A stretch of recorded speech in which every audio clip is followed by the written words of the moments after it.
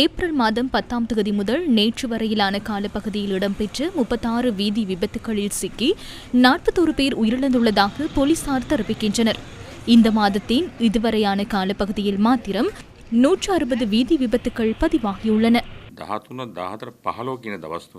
April மாதம் 13, 14, 15ஆம் திகதிகளில் மாத்திரம் வீதி விபத்துகளால் 19 பேர் உயிரிழந்துள்ளனர். கடந்த வருடத்தை விடவும் அதிகமாக பதிவான 25 வீதி விபத்துகளில் 26 பேர் உயிரிழந்துள்ளனர்.